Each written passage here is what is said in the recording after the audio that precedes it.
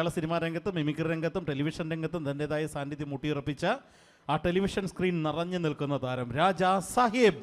Welcome രാജാക്ക.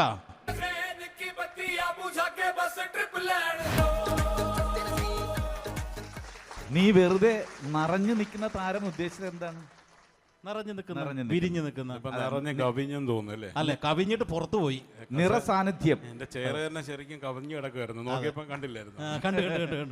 Raja Sahib, വളരെ സന്തോഷം. Title എന്ന് പറയുന്ന സംഘടന, ഇത് അമ്മ മുതൽ അവതാർ വരെയുള്ള സംഘടനയിൽ ഞാൻ ഉണ്ട്. പല ഭാഗത്ത് പല അവതാറിലെ പ്രസിഡന്റ് വരെ ആയിട്ട് ഇപ്പം നമ്മൾ അതിൻ്റെ ഒരു പ്രവർത്തനങ്ങൾ നടന്നുകൊണ്ടിരിക്കുന്നു. റൈറ്റലിൽ ഞാൻ വന്നിട്ടില്ല. ഇപ്പോൾ ഒരു 3 സിനിമയുടെ കഥയൊക്കെ എഴുതി വെച്ചിട്ടുണ്ട്. അപ്പോൾ അങ്ങനെ റൈറ്റലിലേക്കും കൂടി ചേക്കേറാനുള്ള പരിപാടി. 3 സിനിമയെങ്കിലും എഴുതണം. അതെ, നിന്റെ 5 സിനിമ ഉണ്ടെന്ന് ഞാൻ അറിഞ്ഞു.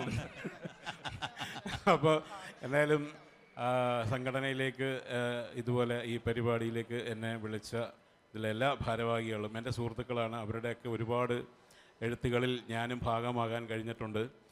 കോമഡികൾ വാരി വിതറുന്ന ആൾക്കാരാണ് ഇവിടെ. ഇപ്പോൾ എഴുതുന്നവർ തന്നെ കോമഡിയായി മാറി. അതിൻ്റെ ഉദാഹരണമാണ് നമ്മുടെ പ്രിയങ്കരനായ ഇരിക്കുന്ന പുതിയ കലാകാരൻ അഖിലിന്റെ സ്ക്രിപ്റ്റിൽ വേറെ ആർക്കും അഭിനയിക്കാൻ പറ്റില്ല. അപ്പൊ പുള്ളി എന്നെ കയറി ചെയ്യാണ് ഇപ്പം. അതെ അതെ, ഇപ്പം തന്നെ അടിച്ചുകൊണ്ടിരിക്കുകയാണ് ഓരോരോ സംഭവങ്ങൾ. അപ്പോഴെപ്പോഴും സ്പണ്ടൈനിറ്റി എന്ന് പറയുന്ന ഒരു സംഭവം. ഇപ്പം പിഷാരടി നമുക്ക് പണ്ട് എഴുതി, ഇപ്പം ധർമ്മജൻ, അവരൊക്കെ ഈ എഴുത്തുകാർ ഇതിലേക്ക് രംഗത്തേക്ക് വരുന്ന ഒരു സംഭവമാണ്. പക്ഷേ റൈറ്റലിന്റെ ഒരുപാട് എഴുതിയ പ്രോഗ്രാമുകളിൽ പങ്കെടുത്തിട്ടുണ്ടല്ലേ? പിന്നെ ഒരുപാട് കുറേ ചാനലുകൾ. ഇപ്പം നമ്മുടെ അനൂപ്, നമ്മുടെ പ്രിയങ്കരനായ അനൂപ് 5 സ്റ്റാർ തട്ടുകടയ്ക്ക് ഒരുപാട് സ്കിറ്റുകൾ എന്നെ റിമി ടോമിയാക്കിയും എന്നെ ഉഷ ഡാലർ മെഹന്തി ആക്കി. പിന്നെ അതുപോലെ പല വേഷങ്ങളിലേക്ക് എന്നെ കൊണ്ടുവരുത്തി ട്രാൻസ്ഫോർമേഷൻ നടത്തുന്ന ഒരു വ്യക്തിയാണ് അനൂപ്. എനിക്കൊന്ന് എല്ലാ ഒരുപാട് സംഘടനകളിലുള്ള ആള് രാജാ സാഹിബ്. അമ്മ മുതല് അവതാർ, അമ്മ, അവതാർ, വരാൻ പോകുന്ന സംഘടനയിലും ഞാൻ മെമ്പറാണ്. അല്ല, ഇതിലൊരു 2 സിനിമയും കൂടി ഇതേ ഇന്നത്തെ മെമ്പറാകാം. ഒരു കാര്യം പറയാനുള്ളത്, നമ്മൾ ഇപ്പം 10-30 വർഷത്തിൽ മേളെയായി നമ്മൾ ഈ ഫീൽഡിൽ നിൽക്കുകയാണ്. വരിക എന്ന് പറയുന്നത് ഒരു വലിയ കടമ്പയാണ്. പക്ഷെ അതിലും വലിയ കടമ്പയാണ് ഒരു ഇത്രയും വർഷം പിടിച്ചു നിൽക്കുക എന്ന് പറയുന്നത്, നിലനിന്ന് പോകുക എന്ന് പറയുന്നത് സംഭവം. അതെ, എന്തായാലും രാജാ സാഹിബ്, ഞാൻ വേറൊരു കാര്യം ചോദിച്ചോട്ടെ. നമ്മളിവിടെ നമ്മളെല്ലാ മിമിക്രിക്കാരെ കൊണ്ട് എന്തെങ്കിലും ഒരു പെർഫോമൻസ് ചെയ്യിക്കുക. കാരണം നമ്മളെ പ്രേക്ഷകർ ആഗ്രഹിക്കുന്നതാണ്. അല്ലാണ്ട് രാജാ സാഹിബിന്റെ രോഗശാന്തി ശുശ്രൂഷയും ഭജന പ്രഘോഷണവും ഇവിടെ ആർക്കും വേണ്ട. അപ്പൊ ഒരു താരത്തിന്റെ ശബ്ദം ഒരുപാട് മാറ്റങ്ങളുണ്ട്. വണ്ണം കുറഞ്ഞിട്ടുണ്ട്. വണ്ണം കുറഞ്ഞു. അതെ, പരിപാടിയൊന്നും ഇല്ലല്ലോ. അല്ല, കൊഴുപ്പിറങ്ങിയതാണ്. അതെ, രാജയുടെ ഒരു സ്പെഷ്യൽ ഇന്നസെന്റ് എന്ന് കേൾക്കണമെന്നുണ്ട്. അത് പറഞ്ഞത് വരെ MG ശ്രീകുമാറിന്റെ വോയിസിൽ ഇന്നസെന്റ് എന്ന് കേൾക്കണമെന്നുണ്ട്. അതെ, അതും അനുകരിച്ചോണ്ട്. അങ്ങനെയെങ്കിൽ എന്നോടൊന്ന് MG ശ്രീകുമാർ ഇല്ല, ഞാൻ ഇന്നിപ്പോ ഹോസ്റ്റിംഗ് മാത്രം. ഞാനെന്നാ MG ശ്രീകുമാറിനെ ഒന്ന് ചെയ്തോട്ടെ. ഇവൻ പറഞ്ഞ MG ശ്രീകുമാർ, ഞങ്ങൾ രണ്ടുപേരും ഇന്നസെന്റ് എല്ലാം വരും. പിന്നെ SPB വേണം. അല്ല, ഇതെല്ലാം കൂടെ എല്ലാം കൂടി. അല്ല, കുറച്ച് ക്യാപ്സൂളായിട്ട് ഇപ്പൊ തൽക്കാലം ഒരെണ്ണം ചെയ്യും. ഇനി പോകണ്ട, നമുക്ക് ഓരോന്നോട്ട് അടുത്തപ്പോൾ നല്ല പിള്ളേർ വന്ന് നല്ല ഗംഭീരമായിട്ട് ചെയ്തുകൊണ്ടിരിക്കും. ഇപ്പം നമ്മളെ കവച്ച് വെച്ചുകൊണ്ട് ചേച്ചിമാരുടെ പെർഫോമൻസ് ഗംഭീരമായിട്ട് ഞാൻ വന്നതിന് ശേഷം കണ്ടത് ഏറ്റവും ഗംഭീരമായ. പിള്ളേരെയൊക്കെ കവച്ച് വെച്ചുകൊണ്ട് ചേച്ചിമാർ പൊട്ടക്കം പൊട്ടിക്കുന്ന കണക്ക് ഒരു സാധനങ്ങൾ പൊട്ടിച്ചു. അത് അപ്രീഷിയേറ്റ് ചെയ്യേണ്ട ഒരു കാര്യം തന്നെയാണ് തീർച്ചയായിട്ടും. അപ്പോൾ ഞാൻ ഒരുപാട് നിന്ന് ഈ പറഞ്ഞ പോലെ രാജാ സാഹിബിൻ്റെ പ്രഭാഷണങ്ങൾ കേട്ട് ജനങ്ങൾ ബോറടിപ്പിക്കേണ്ട, അവരെങ്ങനെ നന്നായി പോയാലോ. ഇന്നസെൻ്റ് ഏട്ടല്ല, എനിക്കൊരു സ്റ്റാർട്ടിങ് ഇന്നസെൻ്റ് ഏട്ടനെ ഞാൻ ഇപ്പം മരണത്തിന് ശേഷം അദ്ദേഹത്തിൻ്റെ സൗണ്ട് അധികം ഇമിറ്റേറ്റ് ചെയ്യാറില്ല. അതുകൊണ്ടാണ് പിന്നെ നമുക്ക് കംഫർട്ടായിട്ടുള്ള MG ശ്രീകുമാറേട്ടൻ്റെ സരിഗമ കണ്ടിട്ടുണ്ടല്ലോ, പണ്ടത്തെ ആ പരിപാടിയിലാണ് നമ്മൾ തുടങ്ങുന്നത്. ഒരു സ്റ്റാർട്ടിങ് പഴയത് തന്നെയാണല്ലോ ഇപ്പോഴും. അല്ല, അതിൽ തന്നെ നിൽക്കാൻ പാടുള്ളൂ, മഴയൊന്നും മറക്കാൻ പാടില്ല. സരിഗമയിലേക്ക് എല്ലാവർക്കും ഹാർദമായ സ്വാഗതം. വളരെ വ്യത്യസ്തമായ റൗണ്ടാണ് ഇപ്പോൾ ഇവിടെ നടന്നുകൊണ്ടിരിക്കുന്നത്. ചോദ്യം ശ്രദ്ധിക്കുക. സ്വാമിനാഥ പരിപാലയാ സുമാ, സ്വാമിനാഥ പരിപാലയാ സുമാം സപ്രകാശ മല്ലീഷു ഗുരുഗുണദേവസേനേശ സ്വാമിനാഥ പരിപാലയാ സുമാ.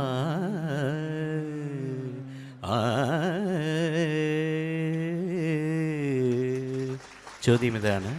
സ്വാമിനാഥൻ ഉപയോഗിച്ച പരിപ്പ് ഏതാണ്? ഓപ്ഷൻസ് ഉണ്ട്. എ അമരിപ്പരിപ്പ്, ബി ബദാം പരിപ്പ്, സി വെല്ലവൻ്റെയും പരിപ്പ്. അപ്പോൾ ഉത്തരം എന്താണ്? ഉത്തരം വെല്ലവൻ്റെയും പരിപ്പ്. സിബിന് ആൻസർ പറഞ്ഞിരിക്കുകയാണ്. നല്ലൊരു കയ്യടി കൊടുക്കൂ. കൺഗ്രാജുലേഷൻ. 10,000 രൂപയുടെ പരിപ്പ് സമ്മാനമായിട്ട് കിട്ടിയിട്ടുണ്ട്. എന്തായാലും ആ പരിപ്പും വെന്തിട്ടില്ല എന്ന് തോന്നുന്നു. ഈ പ്രോഗ്രാമിന്റെ കമന്റിൽ വരുമ്പോൾ ഒരു പരിപ്പും കൂടി എടുക്കും, രാജാ സാഹിബിന്റെ പരിപ്പ്. ഇതിനു വേണ്ടിയാണ് നമ്മളെ വിളിച്ചു വരുത്തി പരിപ്പ് എടുക്കുകയാണ്. അല്ല, ഇതൊക്കെയാണല്ലോ കണ്ടന്റ്.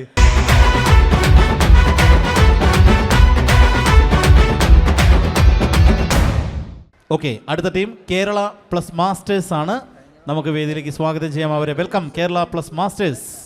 പണ്ട് കാലിഫോർണിയയിലേക്ക് മാമുക്കോയ ദാസനെയും വിജയനെയും കൊണ്ടുപോയ പോലെ ഇന്ന് സമാരാധനായ അന്തരിച്ച മുൻ മുഖ്യമന്ത്രി ശ്രീ ഉമ്മൻചാണ്ടി സാറ് കേരളത്തിലെ വിവിധ മേഖലയിലുള്ള രാഷ്ട്രീയക്കാരെയും ഒപ്പം തന്നെ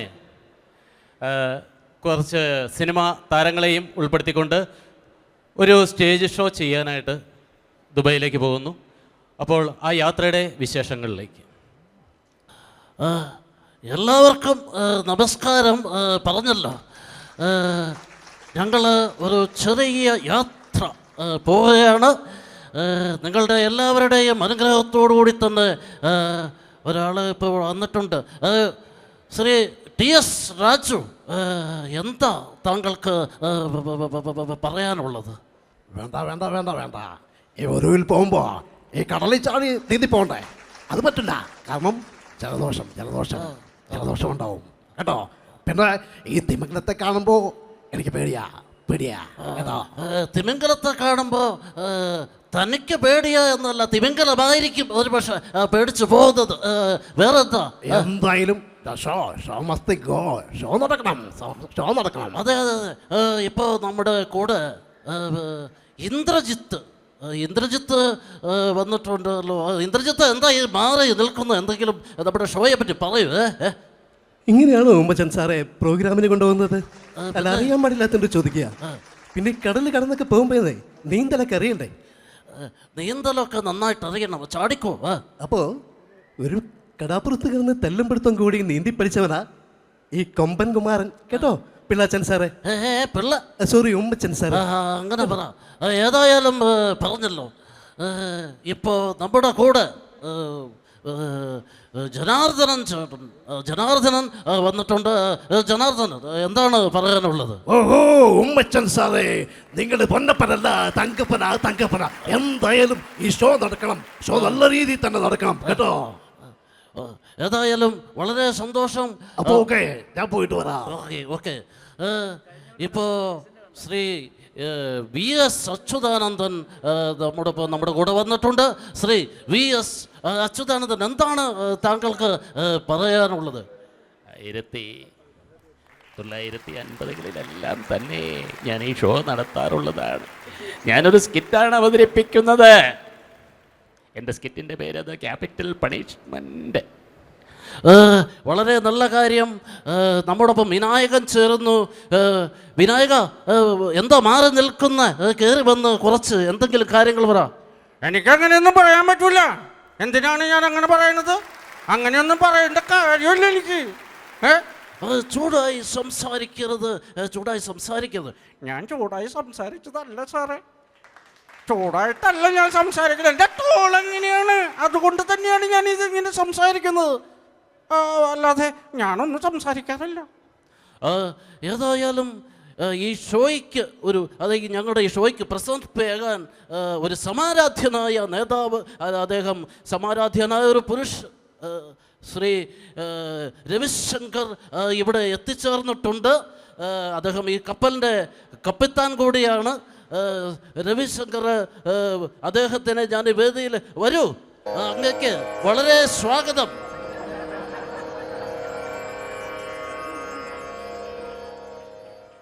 You are not alone, my dear. Wake up. English വേണ്ട. ഇംഗ്ലീഷല്ല, ഞാൻ ഹിന്ദിയാണെങ്കിൽ കുറച്ചുകൂടെ പിടിച്ചാണ്. മലയാളത്തിൽ പറഞ്ഞാൽ മതി. എല്ലാവർക്കും നല്ലൊരാശംസകൾ നേരുകയാണ്. ബാക്കിയുള്ളവരൊക്കെ എന്തേ? ബാക്കിയുള്ളവരൊക്കെ എന്തോ കടലിലൊക്കെ ചാടിയിട്ടുണ്ട്. നമുക്ക് ഇപ്പോൾ എവിടെയാ കപ്പൽ എത്തി നിൽക്കുന്നത്? ഈ കപ്പൽ ഇപ്പൊ കൊച്ചിയിൽ എത്തിക്കൊണ്ടിരിക്കുന്നു. കൊച്ചിയിലാണെങ്കിൽ എത്രയും വേഗത്തിൽ കൊച്ചിയിലേക്ക് തന്നെ അടുപ്പിച്ച് അവിടെ മിന്നും താരം എന്ന് പറയുന്ന ഒരു പ്രോഗ്രാമുണ്ട്. അപ്പം രണ്ടുപേർക്ക് ചേർന്ന് നമുക്ക് പരിപാടി, എൻ്റെ പരിപാടി നടത്താം. താങ്കൾക്ക് മിമിക്രിക്കാർക്ക് വേണ്ടിയിട്ട് ഒരു യോഗ ക്ലാസ് ചേർക്കാം. അപ്പം താരമാകൂ, തരംഗമാകൂ.